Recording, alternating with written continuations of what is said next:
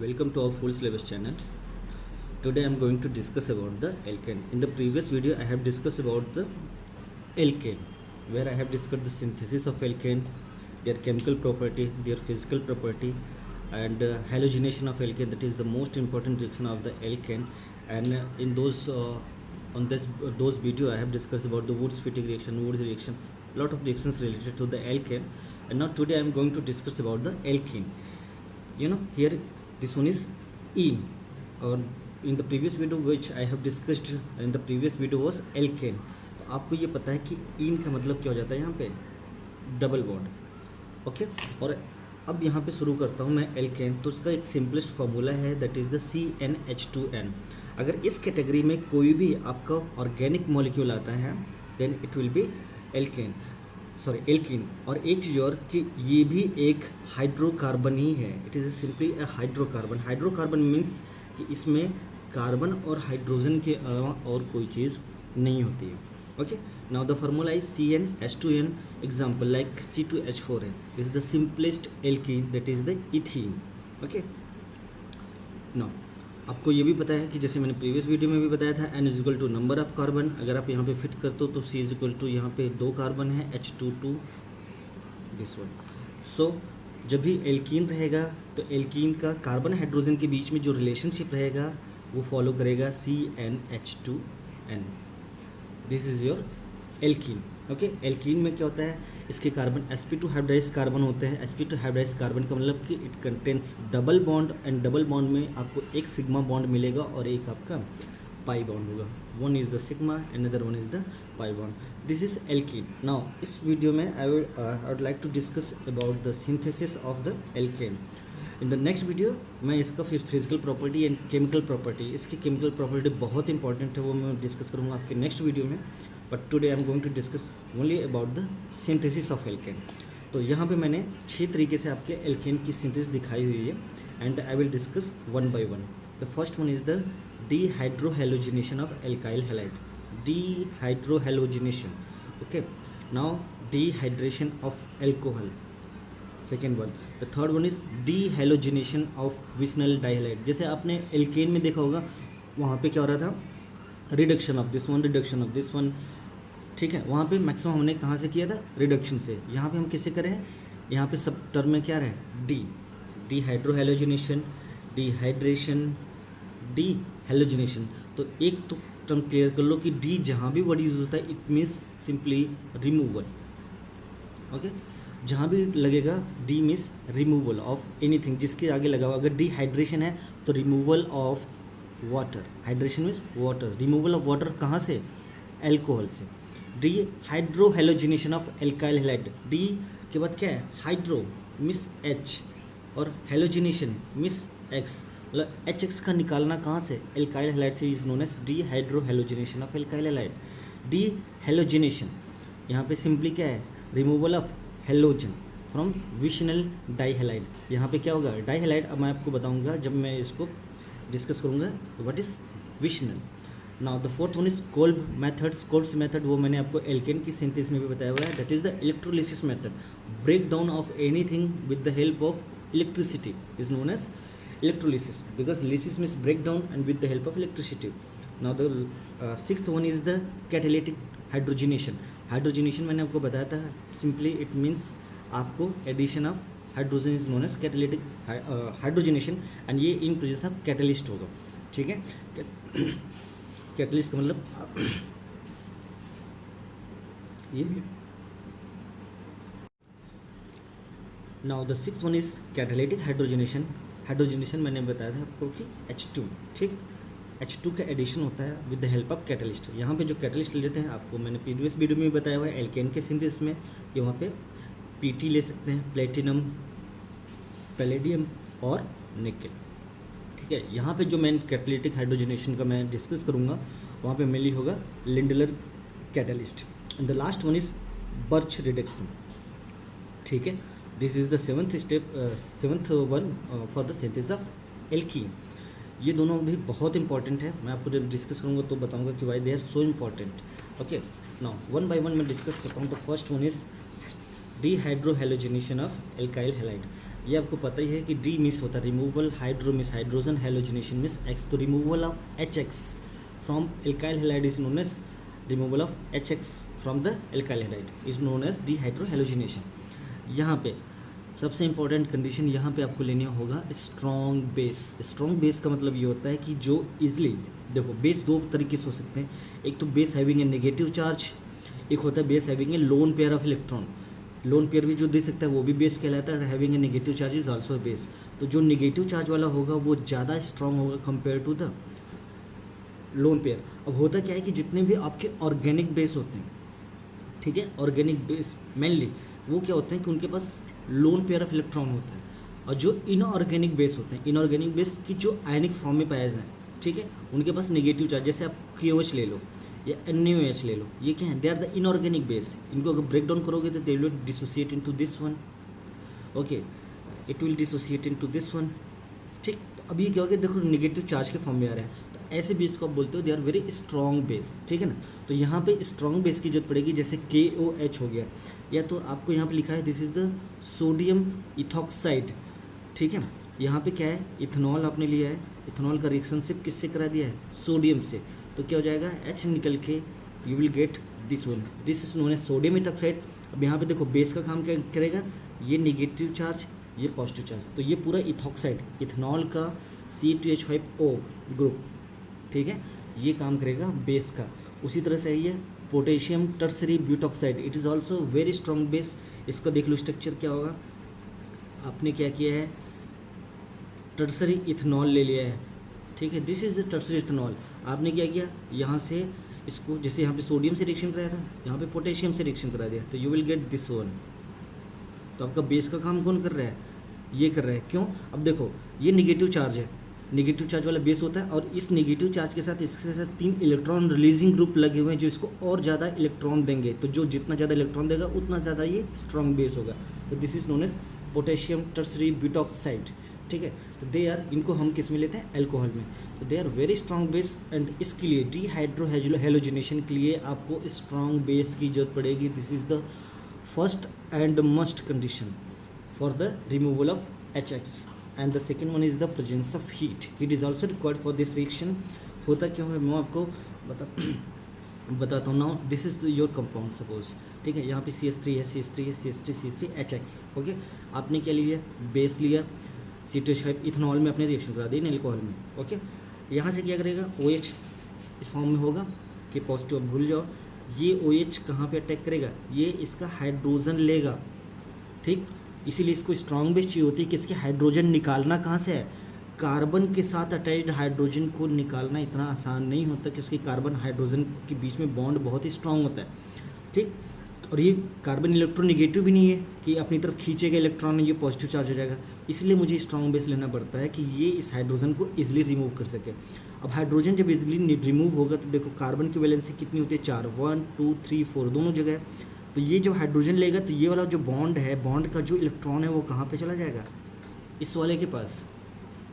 तो अगर यहाँ पे आता है तो यहाँ पे डबल बॉन्ड हो जाना है, डबल बॉन्ड के साथ इसकी वैलेंसी गिनो, 1 2 3 4 और एक डबल बॉन्ड 5, तो क्या हो जाएगा, ये आपका निकल जाएगा, ठीक। तो आपका स्ट्रॉन्ग बेस किस लिए है, टू एब्स्ट्रैक्ट द हाइड्रोजन, और उसके कारण HX निकल जाएगा, तो you will get this alkene plus HX। तो it is a type of elimination reactions. Addition क्या होता है, जब आप कोई चीज़ जोड़ते हो और जब दो चीज़ें रिमूव हो रही हैं तो it is known as elimination reaction. तो यू मस्ट से कि एलिमिनेशन के लिए you need strong base as well as presence of heat. अगर स्ट्रॉन्ग बेस है और प्रेजेंस ऑफ हीट है तो ये मान के चलो कि it favours elimination reaction, it is very important, ठीक है। तो यहाँ पे क्या हो रहा है, एलिमिनेशन रिएक्शन हो रहा है कि जिससे आपका स्ट्रॉन्ग बेस इसको फैसिलिटेट कर रहा है removal of HX। Now here is the primary, आप कह सकते हैं alkyl halide 5 carbon 1 2 3 4 5 carbon having a bromine, ठीक, प्राइमरी है, ओके।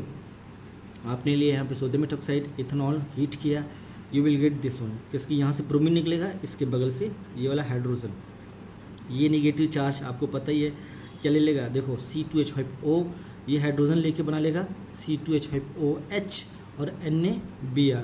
तो आपको बाई प्रोडक्ट भी पता चल गया। ये यहाँ से लेगा तो अगेन वही वाला मैकेनिज्म, ये डबल बॉन्ड यहाँ पे आएगा, ये Br निकल जाएगा, तो you will get this product.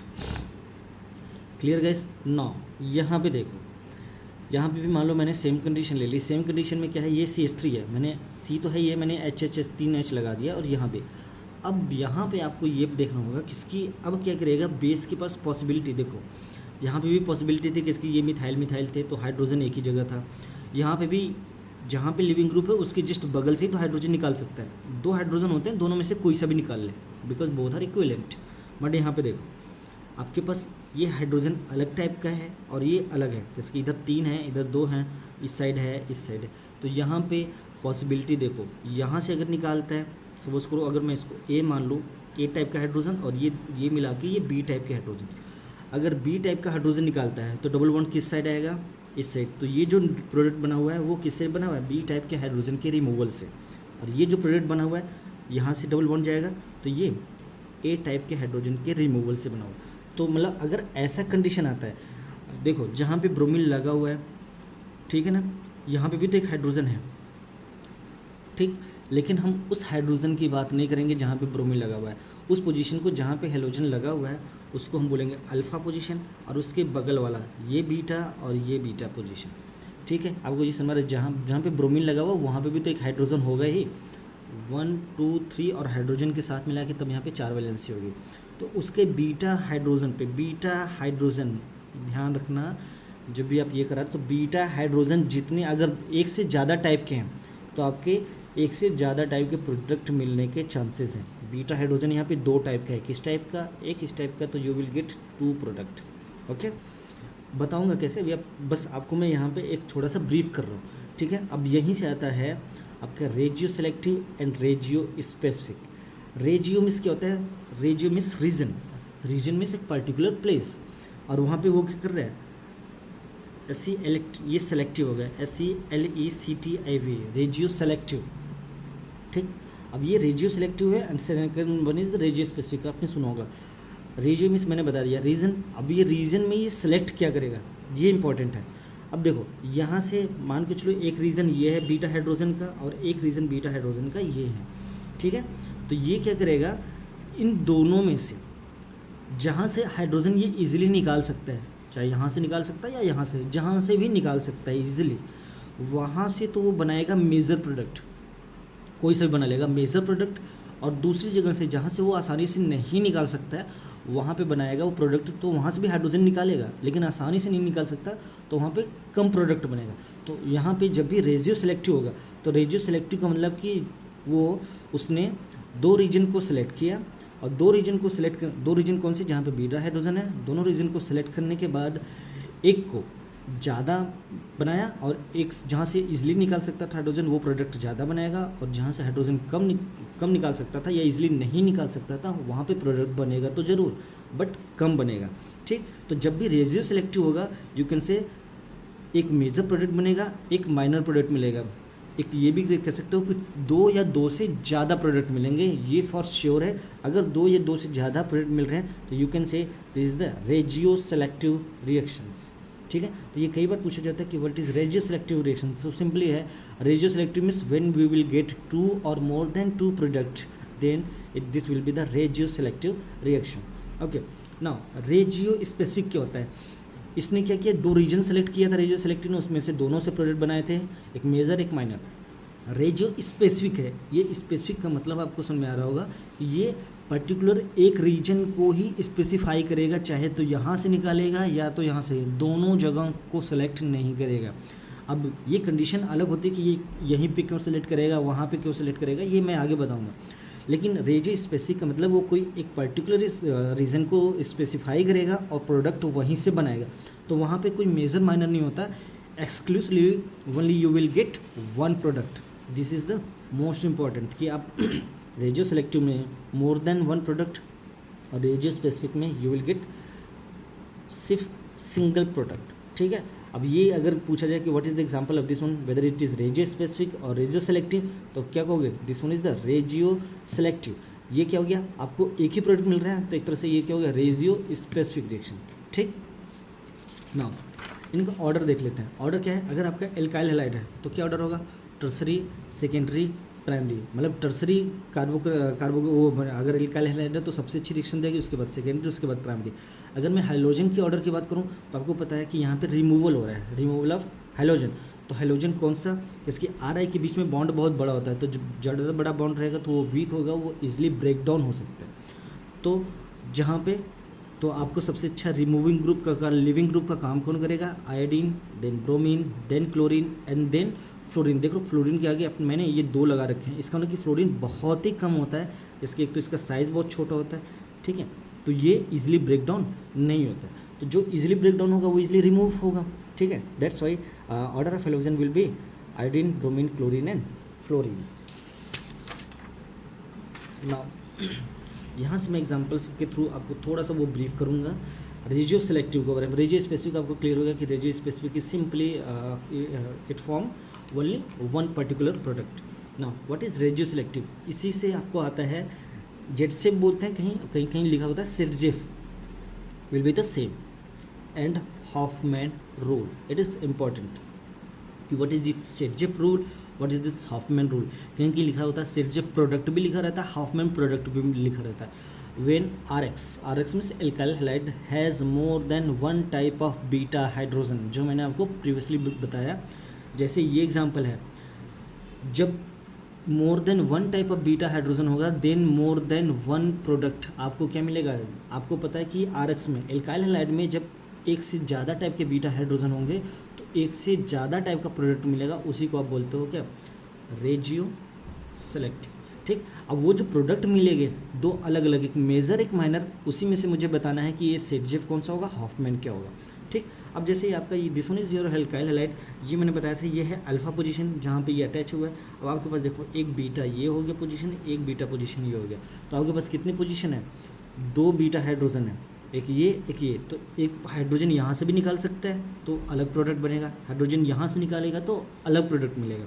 अब देखो अगर मैं यहाँ से आप हाइड्रोजन देखो कहाँ से निकाला हुआ है, अगर मैं इसको बीटा डैश कर दूँ, ठीक है, और ये बीटा, तो देखो यहाँ से आपको देख के लग रहा होगा कि हाइड्रोजन कहाँ से निकला हुआ है, बीटा से, ना कि बीटा डैश से।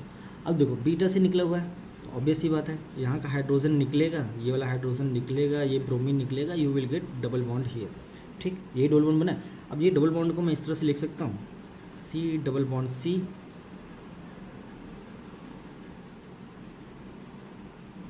यही तो है, इसको आप इस तरह से लिख सकते हो, आप इसको इस तरह से भी लिख सकते हो।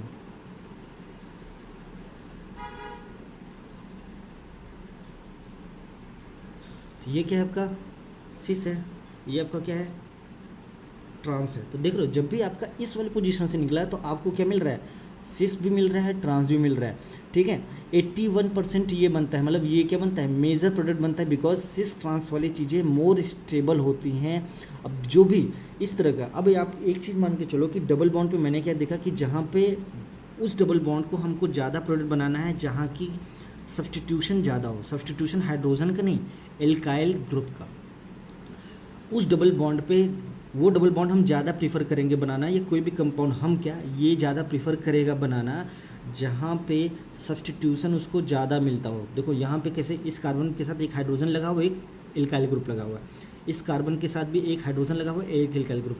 तो हम डबल बॉन्ड को तो कहने मतलब कि इस डबल बॉन्ड पे एक एक एल्काइल ग्रुप दोनों साइड लगे हैं या नहीं लगे, तो हम उस डबल बॉन्ड को ज़्यादा प्रीफर करेंगे कि जहाँ पे डबल बॉन्ड पे एल्काइल ग्रुप ज़्यादा से ज़्यादा लगा हो, उसी को आप बोलते हो सेडजेफ रूल या सेडजेफ प्रोडक्ट, ठीक। तो अब देख रहे हो 81% बना है, सिस या ट्रांस दोनों हो सकता है, मेजर है, मोर स्टेबल होगा, तो उस प्रोडक्ट को क्या बोलोगे, सेडजेफ प्रोडक्ट। अगर मैं यहाँ से बीटा डैश से निकालता हूँ, देखो बीटा डैश से निकालने पे आपको क्या मिलेगा, ये मिलेगा, कितना बना है, सिर्फ 19%, माइनर है, लेस स्टेबल है, हॉफमैन प्रोडक्ट। अब देखो अगर मोर एल्काइल सब्सटीट्यूशन होता है तो क्या कहोगे, सेडजेफ प्रोडक्ट, लेस एल्काइल सब्सटीट्यूशन होता है तो क्या कहोगे, हॉफमैन प्रोडक्ट। अब देखो मैं इसका अगर स्ट्रक्चर बनाता हूँ यहीं पे, ठीक है, या यहाँ पे बनाने की कोशिश करता हूँ, यहाँ पे इसका स्ट्रक्चर देखो, you will get this one, ठीक, एक हो गया। इस वाले कार्बन पे देखो दोनों पे हाइड्रोजन लगा हुआ है यहाँ पे, उसके बाद ये भले पूरा ग्रुप लगा हुआ है यहाँ पे CH CH3,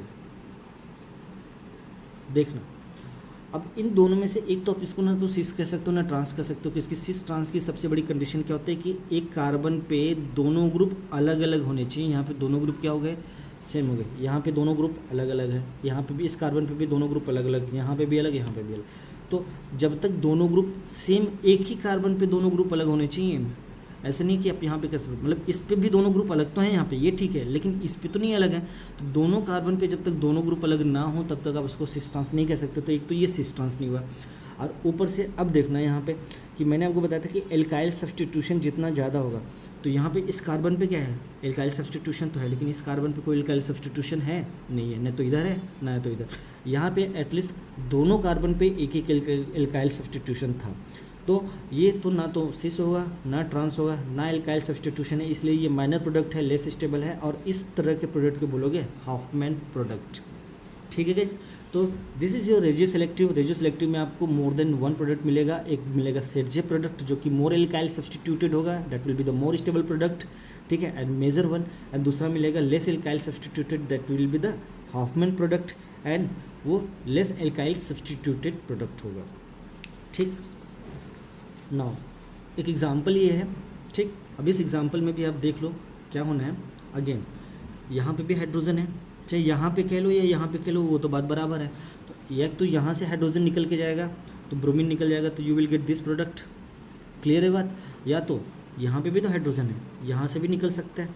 ठीक है, तो ये निकलेगा तो क्या प्रोडक्ट मिलेगा, ये। अब देखना अगेन एल्काइल सब्स्टिट्यूशन कहाँ पे ज़्यादा है, यहाँ पे बात करोगे तो ये दोनों क्या क्या है, दोनों यहाँ पे हाइड्रोजन हो गए।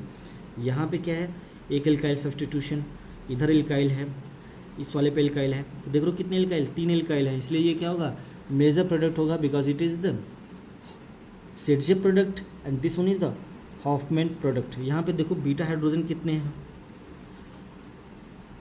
3, सॉरी 2 हाइड्रोजन यहाँ पे, 2 हाइड्रोजन यहाँ पे, 3 हाइड्रोजन यहाँ पे, टोटल 7 हाइड्रोजन है। यहाँ पे कितने, 2 4 हाइड्रोजन। ठीक, चलो ये तो मैं ऐसे हाइड्रोजन के लिए बता दिया, लेकिन ये बनेगा सेटजे प्रोडक्ट, ये बनेगा हॉफमैन प्रोडक्ट, एंड आपको पता है Saytzeff product is more stable than the Hofmann product. This is all about your dehydrohalogenation of alkyl halide. Now dehydration of alcohol, वहाँ पे सिंपली जैसे वो था वैसे ही ये है, सिर्फ वहाँ पे OH की जगह क्या, X की जगह क्या लग गया, OH। ठीक, लेकिन वो स्ट्रॉन्ग बेस में होता था, ये होगा स्ट्रॉन्ग एसिड में। ठीक है, क्यों कि इसकी स्ट्रॉन्ग एसिड क्या रिमूव करता है, आपको पता होगा स्ट्रॉन्ग एसिड क्या देता है, H+। ये H+ क्या करेगा, यहाँ पे बाइंड हो जाएगा, बना लेगा H2O। H2O एक अच्छा लिविंग ग्रुप होता है। अब क्या होगा, कोई आएगा इसको रिमूव करके ले जाएगा, यही सारी चीज़ें हुई हैं। ठीक है, तो अगेन यहाँ पे क्या बन जाएगा, एल्कीन। एक तो है स्ट्रॉन्ग एसिड के प्रेजेंस में, एक है by heating alumina. Alumina is aluminium oxide is known as alumina. इसका भी reactivity order will be the same as like the previous one, tertiary, secondary and primary. यहाँ पे भी देखो प्राइमरी है, यू विल गेट यहाँ से जाएगा दिस वन। यहाँ पे भी सेम है, अगर OH यहाँ पे लगा हुआ है, चाहे यहाँ से निकाल दो यहाँ से निकाल दो, you will get the same product. ठीक है, नाउ यहाँ पे वहीं सेटजेफ एंड हॉफमैन रूल किसकी, आपका यहाँ पे CHOH यहाँ पे लगा हुआ है। ठीक है, ये OH को मैंने ऊपर लिख दिया, आपका इस साइड से निकलेगा। अगर इस साइड से हाइड्रोजन निकलता है, आप सपोज करो इसको A मान लो, इसको B मान लो, बीटा हाइड्रोजन को A साइड से निकालते हो तो आपको यहाँ पे ये मिलेगा माइनर प्रोडक्ट। अगर यहाँ से निकालते हो B साइड से तो you will get major product, ये हो जाएगा सेटजे प्रोडक्ट और ये हो जाएगा हॉफमैन प्रोडक्ट। अब मैं नहीं बता रहा हूँ किसकी, मैंने आपको ये डिस्कस कर दिया है कि क्या प्रोडक्ट मिलेगा। ठीक, ना यहाँ पे नीचे आ जाओ। अगेन नीचे में देखो क्या होगा, यहाँ पे आपको एक यहाँ पे प्रोडक्ट मिलेगा। ठीक है, 1 2 3 4 1 2 3 4 1 2 3 4। ठीक है, ये आपका स्ट्रक्चर ये होना चाहिए था, ना कि ये। This structure will be this one. ठीक है, यहाँ पे भी क्या किया आपने, मैंने H+ डायरेक्ट लिख दिया कि इसकी मतलब इसका मतलब यहाँ पे एसिड लिया गया है। यहाँ पे क्या होगा, H2O मॉलिक्यूल निकलेगा। लेकिन ध्यान देने वाली बात ये है कि एक हाइड्रोजन यहाँ पे है जिसको आप A मान लो, और हाइड्रोजन यहाँ पे भी है जिसको आप B मान लो। ठीक, अगर A हाइड्रोजन निकलता है तो you will get this product. ठीक है, ये हाइड्रोजन निकलता है तो यहाँ पे डबल बॉन्ड जाएगा, ये इस तरह से रहेगा B प्रोडक्ट। ठीक है, लेकिन यहाँ पे भी एल्काइल सब्स्टिट्यूशन है। ठीक, यहाँ पे प्रोडक्ट निकलता है, अगर ये निकलता है यहाँ से बीटा हाइड्रोजन से, तो you will get this product. अब इसमें से ये मेजर क्यों है, ये माइनर क्यों है? इसका स्ट्रक्चर अगर मैं दोबारा से बनाऊँ तो दिस वन, ठीक। अब देख लो इतना ही एल्काइल सब्स्टिट्यूशन है, देख लो 1 2 एल्काइल 2 ही तो लगे हुए हैं यहाँ भी तो एल्काइल 2 लगा हुआ है, 1 2 एल्काइल। फिर ये मेजर क्यों है, ये माइनर क्यों है? बिकॉज किसकी, ये टोटली क्या है, कंजुगेशन में है। यहाँ से बेंजीन रिंग के साथ ही पूरा का पूरा ये यहाँ से यहाँ तक क्या है, कंजुगेटेड है, ठीक। बट यहाँ पे कंजुगेशन नहीं है किसकी, ये वाला ग्रुप में कंजुगेशन लगातार होनी चाहिए ना, यहाँ पे कंजुगेशन नहीं है। इसलिए देखो एल्काइल हैलाइड होने के बावजूद भी यहाँ पे टोटली कंजुगेशन है। आपको पता है कि जितना ज़्यादा कंजुगेशन या रिजोनेंस रहेगा वो मॉलिक्यूल ज़्यादा स्टेबल होता है। तो यहाँ पे रिजोनेंस ज़्यादा है कंपेयर टू दिस वन, तो this will be the major product, this will be the minor product, ठीक है गाइस। ना मैं इसका मैकेनिज्म आपको बता देता हूँ कैसे। This is CH3 CH3 CH3, आपने H+ लिया, वो H+ क्या करेगा, यहाँ पे लग जाएगा, ठीक है। तो ये अब देखना ऑक्सीजन अपना अगर लोन पेयर दे देगा तो उसके पास पॉजिटिव चार्ज आ जाएगा, पॉजिटिव चार्ज आ गया। उसके बाद क्या करेगा, removal of water molecule, water molecule के यहाँ से निकलते ही ये लोन पेयर इसको पॉजिटिव चार्ज दे देगा, तो यहाँ पे पॉजिटिव चार्ज आ जाना है। पॉजिटिव चार्ज मतलब सेकेंडरी कार्बोकेटायन बन गया यहाँ पे, ठीक। अब देखो पॉसिबिलिटी क्या हो सकती है, इसी सेकेंडरी कार्बोकेटायन को मैंने यहाँ लिख दिया। What will be the possibility now, possibility ये होगी कि या तो ए वाला है यहाँ से अपना हाइड्रोजन दे दे, किसकी, इधर तो हाइड्रोजन है ही नहीं, इधर तो CH3 CH3 CH3 है, ये हाइड्रोजन ले लेगा तो आपको ये प्रोडक्ट बन रहा है। आपको ये पता है कि ये लेस स्टेबल होगा किस, बिकॉज हॉफमैन प्रोडक्ट बन रहा है, ठीक है। टर्मिनल पे जो भी बनता है, टर्मिनल मतलब किनारे वाले पे जो प्रोडक्ट बनता है उसको हॉफमैन प्रोडक्ट बनता है, और जो मिडिल में बनता है, मिडिल में डबल बॉन्ड आता है तो उसको बोलते हैं आप सेट जे प्रोडक्ट, आप ऐसे ही मान के चलो, ठीक। लेकिन कार्बोकेटायन की एक सबसे बड़ी रिएक्शंस वो मैंने बताया हुआ है, कार्बोकेटायन की एक सबसे बड़ी रिएक्शंस क्या होती है, क्या होता है उसको बोलते हैं कार्बोकेटायन का rearrangement. Also very important reaction of carbocation, कि कार्बोकेटायन क्या करता है, रीअरेंजमेंट करता है। देखो आपको पता है कि यहाँ से हाइड्रोजन देने के बावजूद भी वो लेस स्टेबल प्रोडक्ट ही बना रहा है, तो क्या फ़ायदा उस प्रोडक्ट का जो लेस स्टेबल हो। तो हमें क्या करना है, आपको यहाँ से, ठीक है, या तो हाइड्रोजन या तो मिथाइल ग्रुप, यहाँ पे सिर्फ मिथाइल ग्रुप है, एक साइड से आपने ट्रांसफ़र करके देख लिया हाइड्रोजन, तो अब ट्रांसफ़र करने का कोई मतलब नहीं है कि इसकी बनेगा क्या, लेस स्टेबल प्रोडक्ट ही बनेगा। तो आपने क्या किया, इस साइड से मिथाइल ग्रुप को यहाँ पे ट्रांसफ़र कर दिया, this one is the position 1, this one is the position 2। यहाँ से अगर मिथाइल ग्रुप ट्रांसफ़र हो रहा है तो बोलोगे क्या, 1 2 मिथाइल शिफ्ट, अगर हाइड्रोजन होता तो 1 2 हाइड्रोजन शिफ्ट होता, 1 2। तो यहाँ पे आपने मिथाइल शिफ्ट करा दिया, तो ये मिथाइल पूरा का पूरा उठ के कहाँ पे चलाएगा, यहाँ पे चलाएगा डबल बॉन्ड के अपने, ये मिथाइल है मतलब यहाँ पे आप एक तरह से CH3 है, this one is the CH3, this one is the CH3, ठीक। तो ये पूरा मिथाइल बॉन्ड के साथ मिथाइल चलाया, बॉन्ड मतलब इलेक्ट्रॉन, तो पूरा इलेक्ट्रॉन के साथ ये मिथाइल चलाएगा, तो यहाँ पे पॉजिटिव चार्ज आ जाएगा, बिकॉज उसका बॉन्ड उठ के यहाँ पे चला गया, ठीक। अब देखो पहले क्या था, ये सेकेंडरी कार्बोकेटायन था, अब ये क्या है, अब ये तीनों साइड में मिथाइल ग्रुप लगे हुए, now it is the tertiary carbocation, and tertiary carbocation is more stable than the secondary one, ठीक। अब क्या होगा, अब हाइड्रोजन, तो इसका मतलब कि मैंने इस वाले इसको डिस्कार्ड कर दिया।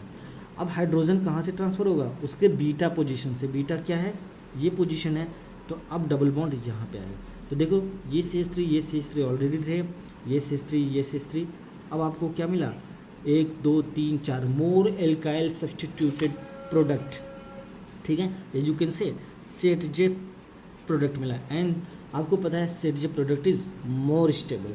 तो आपका इसलिए यहाँ पे हाइड्रोजन यहाँ से हाइड्रोजन शिफ्ट करके आगे 1 2 एल्काइल शिफ्ट होगा, और उसके बाद आपका ये प्रोडक्ट बनेगा सेट जे प्रोडक्ट। मैंने आपको हमेशा रिएक्टिविटी में बताया क्या, tertiary secondary then primary, because carbocation का फॉर्मेशन होता है और कार्बोकेटायन में सबसे स्टेबल कार्बोकेटायन टर्सरी होता है, then secondary and then primary.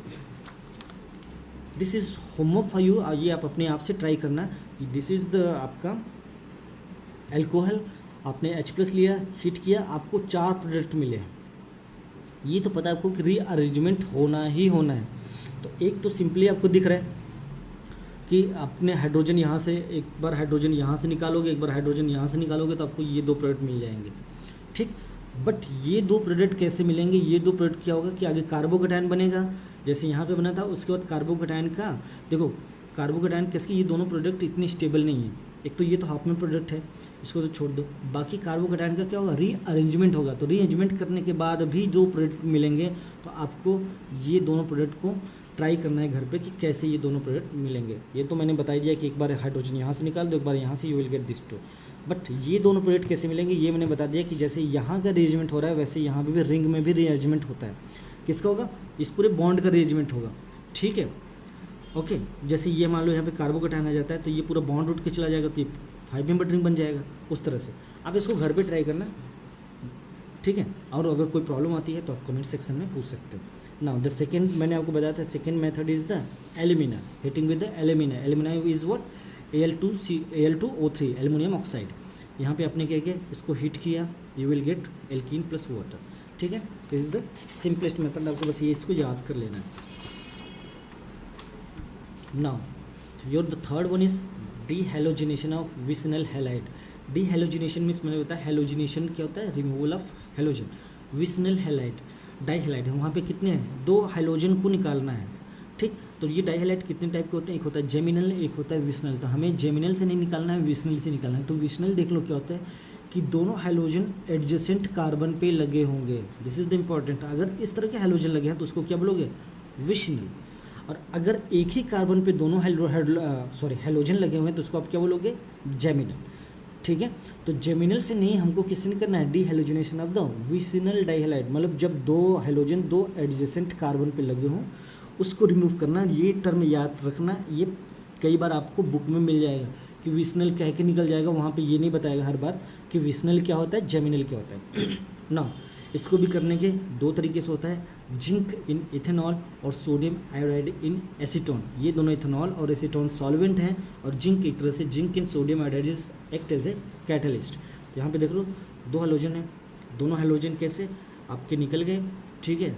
Alkene plus ZnBr2। Again यहाँ पे भी एक हैलोजन यहाँ पे, एक हैलोजन यहाँ पे, आपको सब्सटीट्यूटेड प्रोडक्ट मिल गया प्लस ZnBr2। एक तो हो गया, दूसरा Na से भी यही हो जाएगा, आपका सोडियम आयोडाइड मिल जाएगा, sorry alkene plus NaBr। This is the dehalogenation of vicinal halide. Kolbe electrolysis, Kolbe electrolysis भी मैंने आपको उसमें बताया हुआ है एल्केन के अपने प्रीवियस वीडियो में, कि सिंपली लिसिस या break down in presence of electricity is known as Kolbe electrolysis. यहाँ पे हम लेते हैं aqueous solution, aqueous means water का सोल्यूशन ऑफ पोटेशियम सक्सिनेट। तो सक्सिनेट क्या है, potassium succinate liberate ethylene gas. Ethylene क्या है, वही CH2 double bond CH2 is ethene या इथिलीन गैस एट एनोड। मैंने वहाँ भी बताया था कि प्रोडक्ट हमेशा कहाँ पे मिलेगा, एनोड पे, ठीक। इसके एनोड पे हमेशा क्या होता है, ऑक्सीडेशन,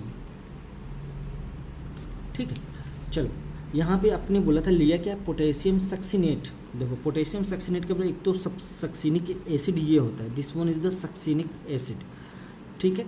अब उसका आपने क्या बना लेना है, पोटेशियम का सॉल्ट K+, तो सक्सिनिक एसिड का, अब देख लो देखा जाए तो COOR की जगह अपने K बनाया है, तो ये क्या बोलता है, एस्टर बोला जाता है इसको। एस्टर को हम कैसे, जैसे एल्कोहल को ऑल लिखते हैं, कीटोन को ऑन लिखते हैं, और ठीक है एल्डिहाइड को अल लिखते हैं ना, all all on IPC name में, वैसे एस्टर को क्या लिखते हैं, 8। तो यहाँ पे क्या है, COOR, इसलिए इसको बोला जाता है पोटेशियम सक्सिनेट, कि एक टाइप का ये पोटेशियम का एस्टर है, तो इसका नाम है पोटेशियम सक्सिनेट। इसको जो aqueous solution, this one is the water, electrolysis किया तो आपको कुछ भी कितना भी बड़ा हो कि सिर्फ CO2 निकालना है, यहाँ से CO2 यहाँ से CO2, 2 मॉलिक्यूल CO2 को निकाल दो तो ये क्या बन जाएगा, alkene. You will get this one, CO2 removed. Anode पे हमेशा अपना कंपाउंड मिलेगा, और कैथोड पे ये इंपॉर्टेंट है, क्या मिलेगा आपको, hydrogen gas. It is very important, ठीक है। Now the fifth one is cracking, ठीक है। तो फिफ्थ वन इज आपका cracking and. Now, what is this cracking? Cracking of alkane. This is the industrial method.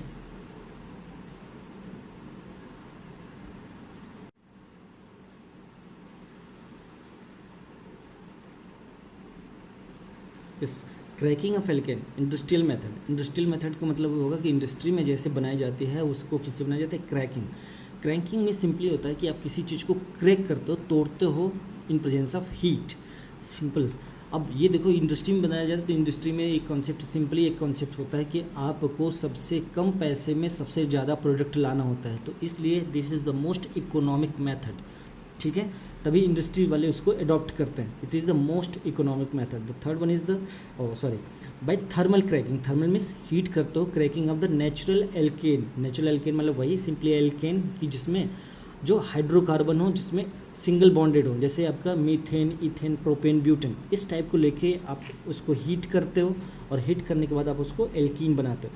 फ़ायदा क्या है, जैसे this is the ethane molecule, आपने 700 डिग्री सेल्सियस पे हीट किया, आपको क्या मिल गया, एक तो देखो सबसे बड़ी बात इसका जो बाय प्रोडक्ट वो भी हमारे यूज़ का है, ऊपर से हमको क्या मिल गया, इथिलीन गैस, ठीक। ये गैस के फॉर्म में होती है गैस, किसकी मैंने आपको बताया था कि जितने भी छोटे होते हैं वो गैस, उसके बाद जैसे जैसे कार्बन बढ़ाते जाओगे वैसे वैसे लिक्विड के बाद फिर सॉलिड होते हैं। ये है प्रोपेन। प्रोपेन को भी आपने उसी सेम टेम्परेचर पे हीट किया तो आपको क्या मिला, एक तो मिल गया आपको एल्कीन, ठीक, प्रोपीन मिला है आपको। प्रोपीन के साथ साथ देखो ये इतना टूट जाता है कि उसके साथ साथ 2 कार्बन का भी इसने बना लिया, क्या, इथिलीन गैस। प्रोपीन को हीट करने पे प्रोपीन तो मिला ही मिला, इथिलीन भी मिला, 3 कार्बन का, 2 कार्बन का, ऊपर से 1 कार्बन का मीथेन भी, और उसके साथ साथ हाइड्रोजन भी। तो देख रहे हो एक को क्रैक करने से हमको 4 प्रोडक्ट मिल रहे हैं और चारों प्रोडक्ट का अपना यूज़ है, इसलिए ये इंडस्ट्रीज़ में ज़्यादा यूज़ होता है कि आप 1 से 4 प्रोडक्ट को गेन कर सकते हो। Okay, now catalytic hydrogenation of alkyne. It is very important कि कैटालिटिक, एक तो मैंने बताया था hydrogenation means addition of hydrogen. Hydrogen आपको डबल बॉन्ड बनाना है तो डबल बॉन्ड को कहाँ से बनाओगे, रिड्यूस करना है एक तरह से, तो एल्काइन से। एल्काइन में ट्रिपल बॉन्ड होता है, ट्रिपल बॉन्ड में 2 हाइड्रोजन जोड़ दोगे तो क्या बन जाएगा, एल्कीन। तो मुझे अगर एल्कीन का प्रिपरेशन करना है तो मुझे किसका हाइड्रोजनेशन करना पड़ेगा, एल्काइन का, ठीक। अब अगर एल्काइन का मैं हाइड्रोजिनेशन करता हूँ तो वो रुकता नहीं है, ऐसा नहीं है कि मैं कह दूंगा कि उसको पता है नहीं मुझे यही बनाना है, वो तो अपना लगा रहेगा जब तक उसको हाइड्रोजन मिलता रहेगा। किसके हाइड्रोजन, हम गैस, हाइड्रोजन गैस होती है, हम गैस अगर जब पर्ज कर रहे हैं मतलब उसके अंदर डाल रहे हैं तो उसको थोड़ी पता है कि अब मुझे एल्कीन मिल गया, अब मैं रुक जाता हूँ, तो वो क्या करेगा, एल्काइन का एल्कीन बना लेगा, एल्कीन का एल्केन बना लेगा। बट मुझे क्या करना है, मुझे तो चाहिए एल्कीन, तो मुझे किसी न किसी तरह से तो रोकना पड़ेगा। तो हम रोकने के लिए क्या करते हैं, एक तो जो मैंने आपको पिछली क्लास में बताया था कि हाइड्रोजनेशन में क्या होता है, इन presence of metal, PD, PT, निकल, ये तो पैडियम, प्लेटिनम, निकल यूज़ करते हैं। हम क्या करें कि ये जो बेयर मेटल मतलब कि जो फ्री मेटल होते हैं वो बहुत ज़्यादा रिएक्टिव होते हैं, तो वो क्या करेंगे, जब आप हाइड्रोजनेशन करेंगे तो ये रुकेंगे नहीं, लास्ट तक कर देते हैं। तो अगर हम ऐसा कुछ कर लें कि इस जो मेटल हैं जो बहुत ज़्यादा रिएक्टिव हैं इनको किसी न किसी से बाइंड करवा दें, तो बाइंड करने के बाद क्या हो जाएगा कि ये फ्री नहीं रहे, तो इनकी क्या हो जाएगा कि इनकी जो एक्टिविटी है वो रिड्यूस हो जाएगी। तो रिड्यूस होने के बाद क्या होगा कि ये यहाँ तक न जाके एक स्टेप तक ही जाएंगे, ठीक। तो हमारा मेन टारगेट होगा कि हम इनको किसी न किसी से बाइंड करा के इनकी रिएक्टिविटी को कमज़ोर कर दें। इसलिए बोलते हैं controlled reduction in partially, fully नहीं, पार्शियली एक्टिवेटेड कैटलिस्ट। हमने रिएक्शन को क्या कर लिया, कंट्रोल रिडक्शन करा दिया इन पार्शियली एक्टिवेटेड कैटलिस्ट। पहले कैटलिस्ट एक्टिवेटेड था लेकिन अब पार्शियली एक्टिवेटेड है। क्या किया हमने, पैलेडियम को या प्लेटिनम को किसके साथ, बेरियम सल्फेट के साथ कंबाइंड करा दिया, या पैलेडियम को किसके साथ, कैल्शियम कार्बोनेट के साथ कंबाइंड करा दिया। अगर यहीं पे अगर आपको यहाँ तक जाना है तो आप इन दोनों का यूज़ नहीं करोगे, सिर्फ क्या ले लोगे, H2PD, तो ये लास्ट तक कर देगा। लेकिन अगर आप चाहते हो कि यहीं तक करें तो आप क्या कर दो, इनको ये वाला यूज़ करना पड़ेगा, palladium, barium sulphate, palladium carbonate, मतलब कोई बाइंड कराने के बाद कि आपको ये स्टीरियो सेलेक्टिव जो रिडक्शन दे वो आपको कंट्रोल्ड वे में दे, जहाँ तक आप चाहते हो वहीं तक दे, ठीक है। तो उसमें अब इस कैटलिस्ट को जब ये पैलेडियम बेरियम सल्फेट के साथ लग जाता है या पैलेडियम कैल्शियम कार्बोनेट के साथ लग जाता है तो इसका हम नाम दे देते हैं, that name is known as Lindlar catalyst, ठीक है। Now it is very important, और ये इसलिए इंपॉर्टेंट है कि आपका एल्काइन है, एल्काइन को जब आप इसमें बदलोगे तो आपको पता है कि जब एल्कीन इस तरह का होगा तो ये वो भी हाईली सब्स्टिट्यूटेड एल्कीन है तो वो सिस होगा या ट्रांस होगा, जैसे मैंने आपको अपने अभी डिस्कस किया था।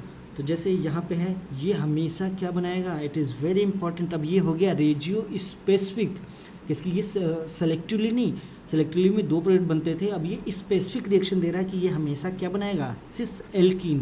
तो अगर कभी भी आपको एल्काइन का सिस एल्कीन बनाना है तो आप क्या यूज़ करोगे, लिंडलर कैटलिस्ट।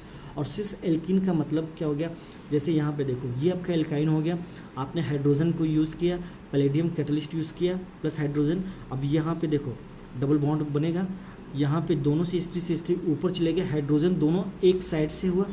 तो सबसे बड़ी बात क्या है, सिन एडिशन, सिन मतलब सेम साइड से एडिशन को ही तो सिम एडिशन बोलते, तो ये सेम साइड से ऐड हो रहा है इधर से, और इसलिए ये क्या बनाता है, सिस एल्कीन। तो इट इज़ वेरी इंपॉर्टेंट, बहुत इंपॉर्टेंट है। कई बार पूछा जाता है कि अगर आपको एल्काइन का एल्कीन बनाना हो और सिस बनाना हो तो क्या यूज़ करोगे, that will be the Lindlar catalyst, it form cis alkene and here syn addition होगा।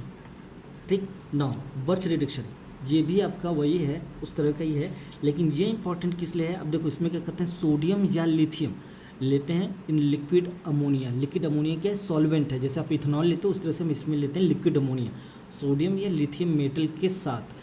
ठीक है, लेकिन जैसे वो सिस एल्कीन बनाता था, ये क्या बनाता है, trans alkene. It is also very important कि ये ट्रांस एल्कीन बनाता है। और ट्रांस एल्कीन के लिए क्या है, जैसे वो सिन एडिशन दे रहा था, मतलब दोनों एक साइड से जुड़ रहे थे, ये क्या करेगा, अपोजिट साइड से जुड़ेगा, इसलिए अपोजिट का मतलब एंटी, इसलिए इसको क्या बोलते हैं, एंटी एडिशन। ठीक, इसमें सिंगल इलेक्ट्रॉन ट्रांसफर मैकेनिज्म होता है, मतलब रेडिकल मैकेनिज्म होता है। Single electron transfer, single electron का मतलब हो गया रेडिकल, सिंगल इलेक्ट्रॉन मतलब ऑड इलेक्ट्रॉन मतलब रेडिकल। ठीक, यहाँ पे भी देखो आपका एल्काइन है, H2 है, आपने सोडियम ले लिया, लिक्विड अमोनिया ले लिया, हियर यू में राइट लिक्विड अमोनिया, आपको क्या मिलेगा, एल्कीन मिला, लेकिन ये एल्कीन में दोनों हाइड्रोजन एंटी एडिशन हो रहे हैं, that's why you will get trans product. So this is all about your synthesis of alkene, and in the next video I will discuss about the chemical reactions of alkyne. It is most important reactions like आपका है hydrogenation, ozonolysis, ठीक है, water molecule का add होना, because it gives electrophilic addition reaction, तो वो मैं next video में डिस्कस करूँगा। और आपका आज मैंने जितना भी कवर किया है इसमें से ये दोनों, तो हमेशा याद रखना, आप जब भी MSc BSc PhD कहीं भी जाओगे ये क्वेश्चंस आपसे पूछे ही जाते हैं, आपको लैब में भी कराए जाते हैं, तो आपको ऑलरेडी पता होना चाहिए। ठीक है, चलो guys, for today it's over now, thank you very much.